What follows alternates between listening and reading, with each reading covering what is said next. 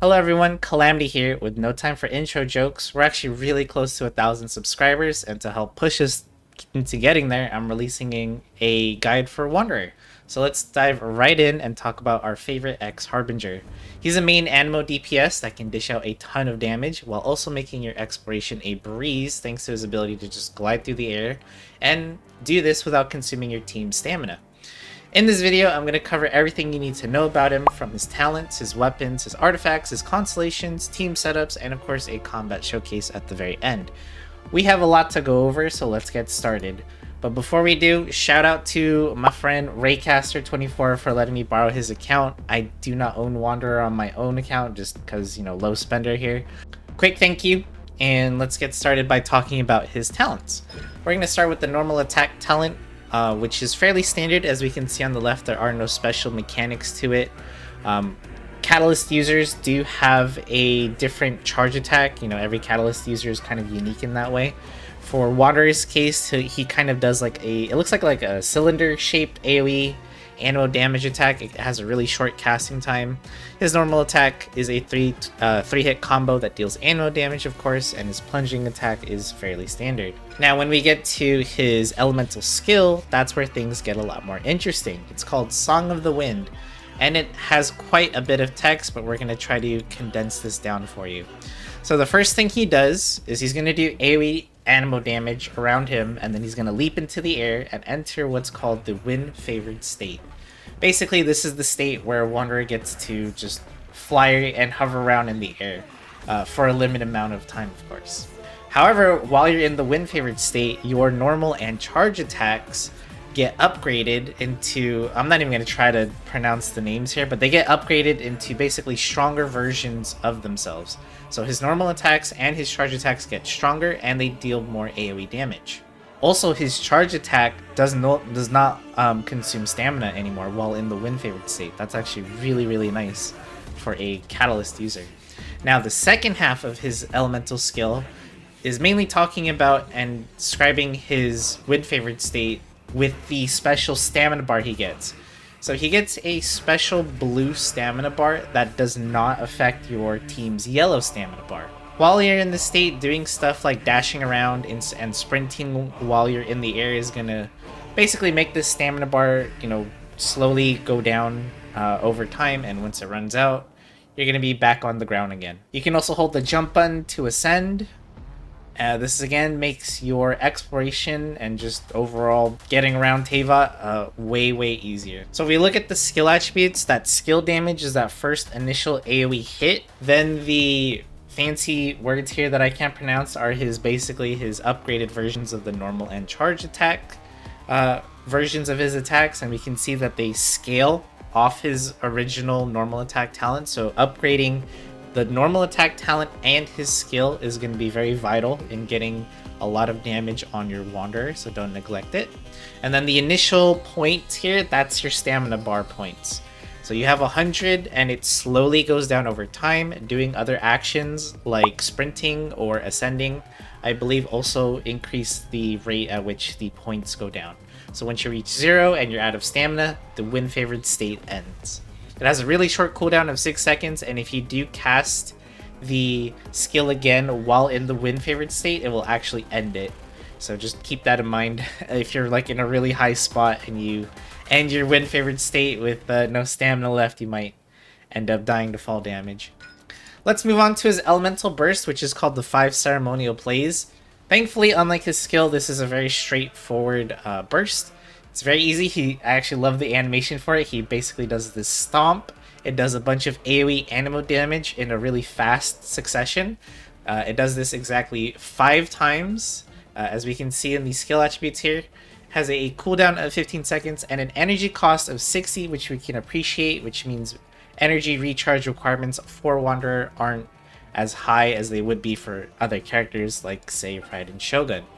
The other thing about his burst that you should know is that if you cast it while in the wind favored state, you will actually end it. So you don't want to do this in the middle of flying, because that's more damage you could be dishing out with his normal and charge attacks. It's actually better to start your combo or your rotation with Wanderer by starting off with his burst, then entering that wind favored state, and then doing your attacks that way, because you actually can regenerate energy particles while you're attacking in the wind favored state. So you can use your burst and then get some of the energy back while you're attacking your foes in the air. Moving on to his ascension talents, we have the Jade Claim Flower, which is a really unique ascension talent. So depending on what element that your elemental skill comes into contact with, remember that first initial hit, if it swirls with Hydro, Pyro, Cryo, or Electro, you will get a different buff based on the element. So keep in mind, you can't swirl with Geo and you can't swirl with Dendro, but the different effects that you get are as follows. So if you swirl with Hydro, your point cap is going to increase by 20, giving you 120 stamina when you enter the wind favored state. The Pyro, swirling with Pyro is going to increase your attack by 30%. Cryo is going to increase your crit rate by 20%. And swirling with Electro makes your normal and charge attacks restore energy, 0.8 energy every 0.2 seconds. So with this cool talent, you can kind of pick and choose what teammates you want for your Wanderer, which buffs you want. You can only have up to 2 of these buffs, unfortunately. So pick the ones that you want. So for example, Hydro sounds really good for exploration, so you can stay in the air longer and glide for longer distances and things like that. Pyro and Cryo might be better for trying to build him for like the Spiral Abyss, or just if you're going to be in combat for a while. Electro is more of a utility thing, but it's also just nice to have that burst up and ready to do a bunch of AoE damage. Now let's move on to his next Ascension talent, which is called Gales of Reverie. This is a long-ish talent, but we'll still condense it down. So when you're in the wind-favored state, you have a 16% chance when you do a dash in the air, basically, to fire off 4 wind arrows that deal 35% of his attack as ANEMO damage for each arrow. If this talent doesn't proc, as you do normal and charge attacks, the chance of this happening slowly increases by 12% each time. Now this isn't really something that you'll be using a lot, because remember, dashing consumes your stamina while in the air faster. Not to mention, it's also really popular to just give Wanderer a shield so you don't have to worry about dashing or dodging things in the air. You can just go full Unga Bunga DPS mode, basically. So this isn't really a talent you get much value out of. It can be okay, I guess, but it's nothing too crazy. Lastly, we have the Strum of Swirling Winds. This is going to decrease the Mora that you spend when ascending either bows or catalyst weapons. Moving on to his weapon options, we see that Ray has given his Wanderer the Lost Prayer of the Sacred Winds. If you did pull for the weapon banner in the previous iteration with Klee and Eula, then chances are, maybe you were able to get this weapon. It does provide crit rate as a substat, and Wanderer is what we would call a selfish DPS. He is the main DPS of your team in most cases, and he's going to be taking up most of your field time. And this actually synergizes well with this weapon because he's going to get an increase in elemental damage the longer he's on the field. However, this does not have to be your go-to option. A 5-star weapon is not required. Let's take a look at some 4-star options, and one of the most popular 4-star weapons that you can give to Wanderer is the Wind Sith. It's going to give him a ton of crit damage on the substat, and the weapons effect, all 2 out of the 3 buffs that you can get are really, really good. The attack increase, now keep in mind this is at Refinement 5, so these buffs above me have really high numbers. So the first one you can get, the attack increase, is really good. The elemental damage increase is also really good. However, the elemental mastery is probably the least favorable buff you can get. It will increase your swirl damage, but that's not something we're constantly doing depending on what team we're using Wanderer on all the time. So just keep that in mind. This is still going to be a solid weapon no matter what. Another good 4-star option you could give him is a Solar Pearl. This also gives him crit rate as a substat, and we can see the weapons effect increasing your burst damage by 40%, but your burst will also increase your normal attack damage by 40%. And as we mentioned earlier, you want to always do his elemental burst in most cases, at the start of your combo, and then you'll get the 40% increased normal attack buff. So this is actually a really nice weapon for him, for those that are looking for some 4-star options. Another weapon that I can sort of kind of recommend, I would call this a stepping stone weapon, meaning that you could start with this weapon, but you definitely want to get something else that I've already mentioned as you do more pulls. The Eye of Perception just gives you straight up attack percentage as a substat, and the weapons effect has a chance to fire a bolt of perception, which bounces between opponents and deals 360% of your attack as damage. So it does a nice little bit of damage there, but this is definitely something you'll want to upgrade later into either, as I mentioned before, a Solar Pearl or a Widsith being great options there. For 5-star options, honestly, all of them are good. It doesn't have to be just Lost Prayer of the Sacred Winds. It could also be Memory of Dust, because remember, shields are really good for Wanderers, so definitely can get advantage of the weapons effect here. Of course, his signature weapon, right, being his best in slot. And then we have Skyward Atlas also being another good option. Kagura's Verity could also be a strong option for Wanderer just because of the substat alone. So yeah, plenty of 5-star, 4-star options for Wanderer. If you are looking for a 3-star option, I can recommend the Twin Nephrite.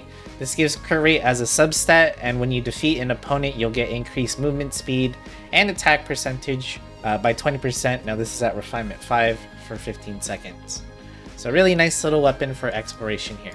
Let's talk about artifacts for Wanderer, and he actually has quite a lot of artifact choices depending on how you want to build him and what team you're running him in. So let's talk about his best artifact set and the one that I feel like everyone should go for eventually, and it's called the Desert Pavilion Chronicle. This artifact set is all the way in Sumeru in the desert region, so for newer players that don't have access to it yet, it might be a while before you do, but this is definitely your goal for for Wanderer, excuse me. And the reason for that is this set basically on the 2-piece effect, it gives you ANEMO damage, but on the 4-piece effect, it gives you a hard to obtain buff, which is attack speed. It's very hard to get attack speed from various characters and buffs these days still. So having an artifact set that gives you straight up more attack speed is really, really good. It will also increase normal and charge attacks by 40%. This is a really, really solid set for Wanderer. Not to mention, if you are farming this set for Wanderer, then the domain that you go to for it all of a sudden becomes resin efficient, because the the Flower of Paradise Lost is a really good set for a lot of Hyper Bloom, Virgin, and Bloom teams. Now, that being said, you might be wondering, alright, well, I don't have access to that domain. What can I go for early on? A decent set that you could actually go for is the Shimenawa's Reminiscence. This one's available in Inazuma in the very famous Emblem of Severed Fate domain. This one makes it so that when you cast your elemental skill, you're going to get an increase of normal, charge, and plunging attack damage by 50% at the cost of losing 15 energy. So this can be an okay set because Wanderer's damage mainly comes from his normal and charge attacks while in the win favored state. However, if you ever highly invest into your Wanderer and you get C2, immediately take this set off and give him something else, because at C2 his burst gets an insanely high damage increase. So we definitely want to be able to cast it more often and not lose energy. Now if you're early game, a artifact set that I can recommend for you is going to be a 2-piece Viridescent Veneer and then a 2-piece like Gladiators Finale just for attack percentage and ANEMO damage percentage. This is something just nice to give them early on if you don't have a lot of artifact options. Now, that being said, Wanderer actually has way more artifact options than you would think. At least more than most characters, and we're going to quickly go over them. Now keep in mind these are very niche and very team dependent. So the first set I'm going to talk about is the Lava Walkers, which might be a surprise to some. If you are pairing Wanderer with with a lot of pyro application, i.e. Bennett, or even I wouldn't pair him up with Zhongling because that ring doesn't synergize with his win favored state. But if you are using him with Bennett, chances are your opponents are going to be affected by pyro, which means you're going to get the 35% increased damage bonus here from this artifact set. Another artifact set that you could use on Wanderer if you're using him in sort of a freeze team, because he does pair up with characters like Jin Cho really well. You just need to give him some sort of cryo, so if you give him Layla as a shield, you'll be freezing your enemies in no time. Blizzard Strayer is honestly a really solid set for him. It gives him a ton of crit rate for free, allowing you to go more for crit damage substats.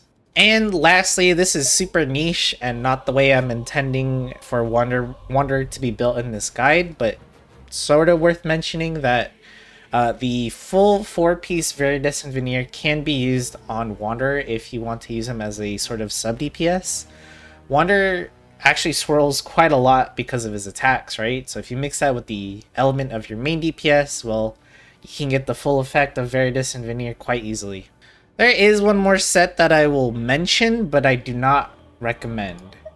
That's right, I do not recommend the Echoes of an Offering. This is a set that sounds good on paper, but this set is actually very dependent on your ping to the server. If you are someone that's playing this on Wi-Fi, or you just have a bad internet connection to the server, this set ends up being way worse than anything I've already listed previously.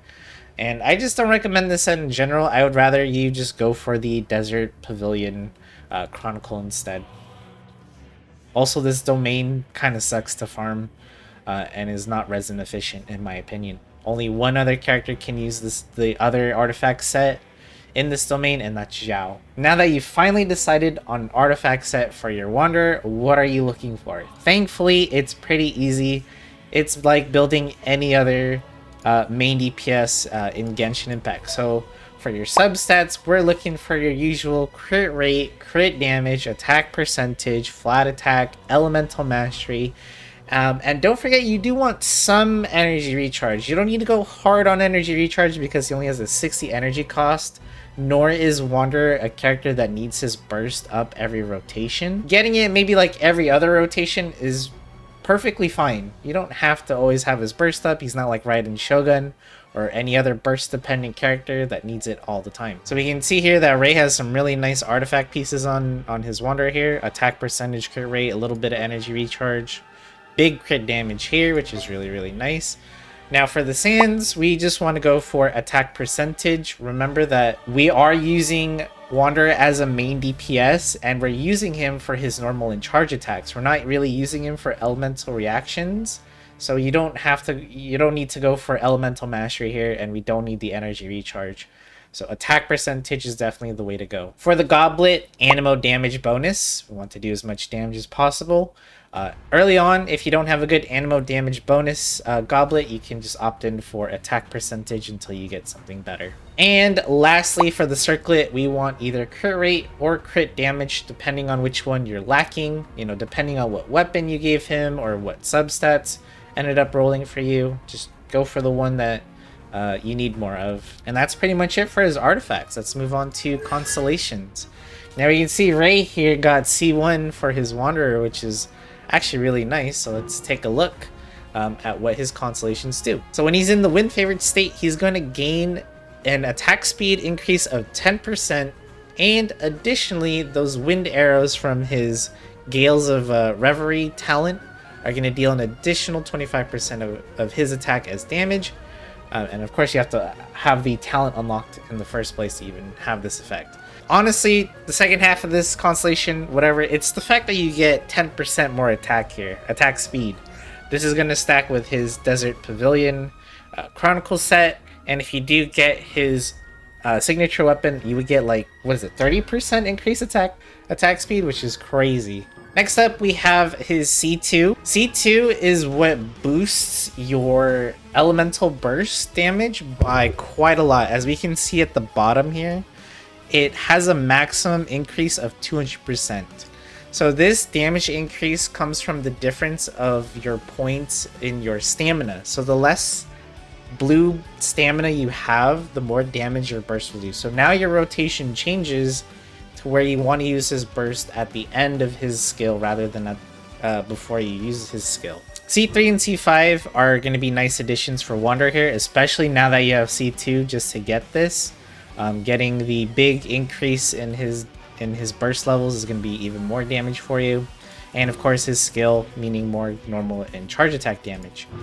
C4 is called Set Adrift into Spring, and when you use his elemental skill, you will gain the buffs of up to 3 types. So his C4 is actually pretty nice as well. When you use his elemental skill, depending on what elements you swirl with, you will get, you'll get the elements that you come into contact with. And then you'll get a 3rd random untriggered buff as well. So if you do Hydro and Pyro as an example, you have a random chance of either getting an Electro buff or a Cryo buff. And yeah, now you can have 3 of these buffs active instead of the 2. And then finally we have his C6 here, which is not that long at all. While you're in the wind favored state, you're going to get 2 effects. The first one is that you're going to deal more damage. You're going to deal more damage, 40% of his attack's original damage, while using his normal attacks. And then the second half of this effect is when your Wanderer falls below 40 of his stamina points, he's going to slowly be able to regenerate up to 20 points of his stamina bar once you fall below 40. Basically, you get to stay in the air a little bit longer at C6 and deal more damage with your normal attacks. So now we're going to talk about team comps for Wanderer, and as you can see, Ray has set up a sort of freeze team using Chi-Chi here for his Wanderer. You don't have to use Chi-Chi if you don't want to. You can also use Layla, which you were given for free, and they also have a guide on if you want to check that out. You could also use Rosaria and then maybe use a different Hydro character if you want. But let's talk about Faruzan, which is one of the best 4-star characters that you can pair up with Wanderer.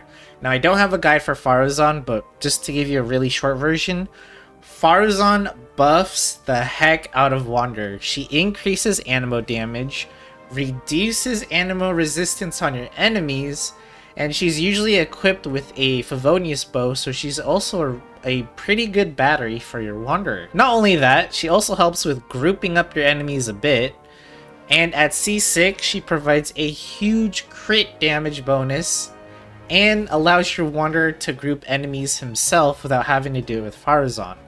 So yes, Faruzan is one of the best characters no matter what team you're trying to go for with Wanderer, and I'm pretty sure she's going to be in the banner with Wanderer's rerun.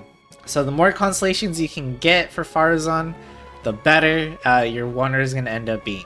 Now, with that being said, do you have to have Faruzan for exploration purposes? Absolutely not.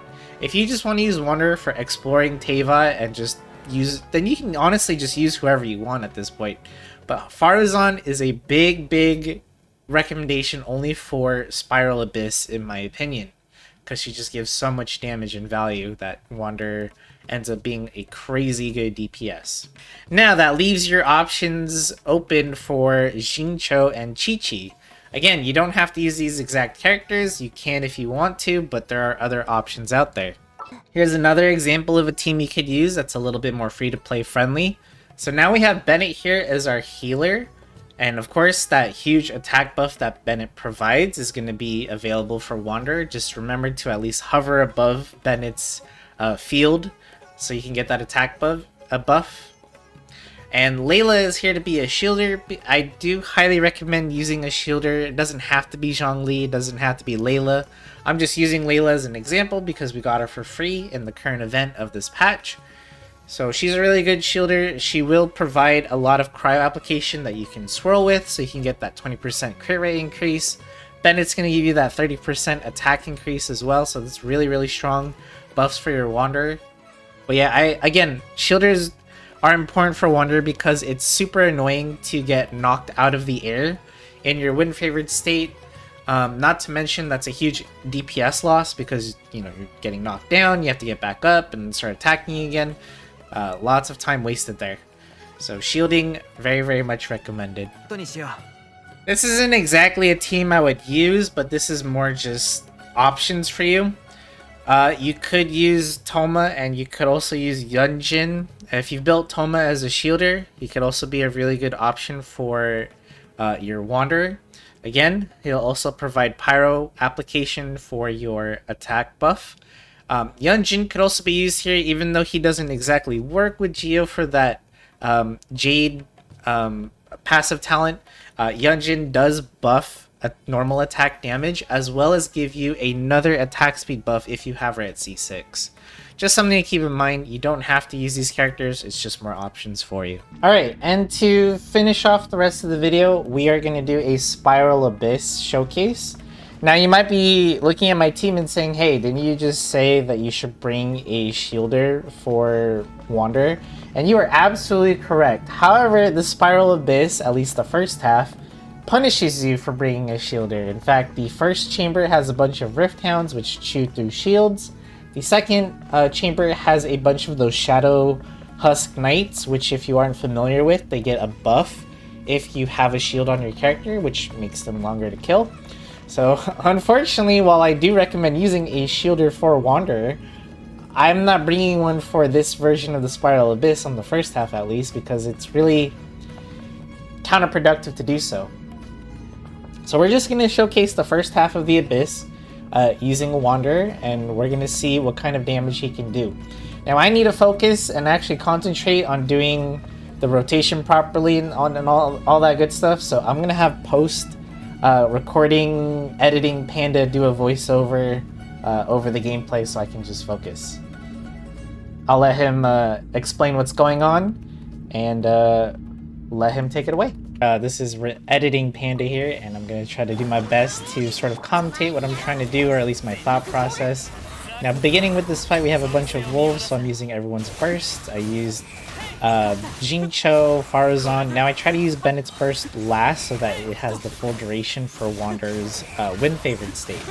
And I also did the burst kind of early because most of the wolves teleport on you, and I'm just mashing my combo of using normal attacks and to charge attacks. So the full rotation for Wanderer is depending on how much attack speed you have. For Ray's case, I'm using the combo where you start with your burst, then you pop your skill, then you use a charge attack to activate the artifact 4-piece effect, although I should have been doing that more often.